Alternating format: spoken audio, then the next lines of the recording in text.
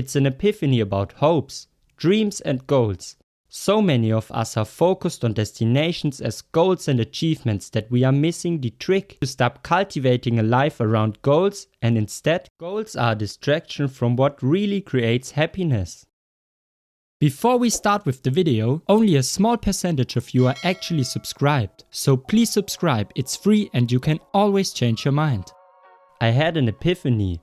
Some thoughts had been ruminating in my head for weeks when suddenly they fell into place and the epiphany arrived. Fully formed and clear as day, as if it was always so obvious. It's funny how this happens. Thoughts, confusion, stress, then click. Everything aligns. The epiphany came in like a wrecking ball.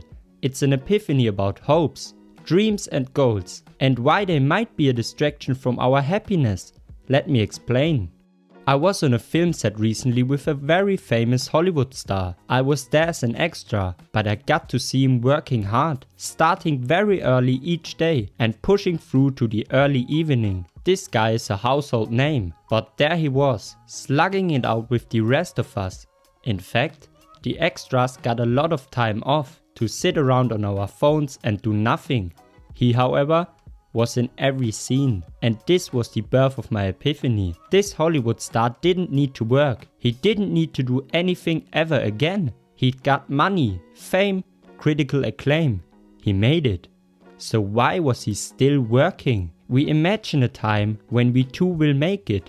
When the money comes, the respect, the critical acclaim. Maybe we imagine writing a bestseller, starring in a film, or having our startup bought out for millions by an eager conglomerate. That's the dream, the ultimate goal. But then what? Will you now be happy forever? No, you will be happy for a week or two.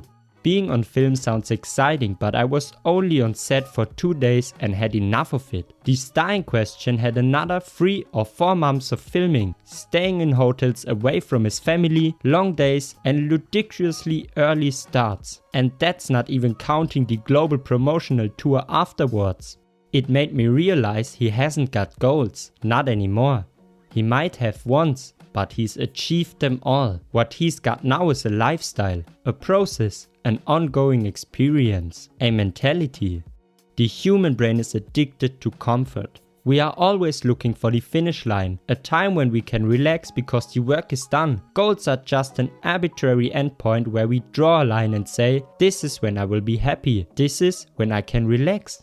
This is no different to the person dreaming about winning the lottery. When the millions come in, then I can begin to enjoy life. The truth is, goals in and of themselves don't make you happy. A lifestyle does. Goals are just a gateway to get you the lifestyle you want. Then you have to maintain it. There is no finish line. Like Rory Vaden said, success is never owned, it's rented, and the rent is due every day.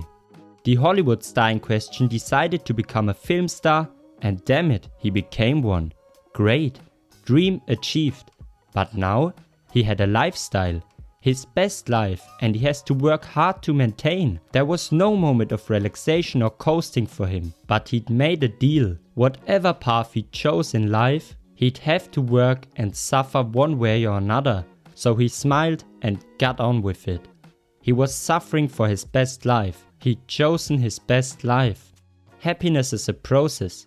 It's a choice to live that process. A goal can be rocket fuel, but ultimately it's a blip in time. It means little in the grand scheme of your contentment and inner peace. In an interview, Stephen Merchant said the 2 Golden Globes he won for The Office didn't make him feel any less insecure. He didn't get out of bed punching the air because he had them sitting on his mantelpiece. Only living a life you love can do that.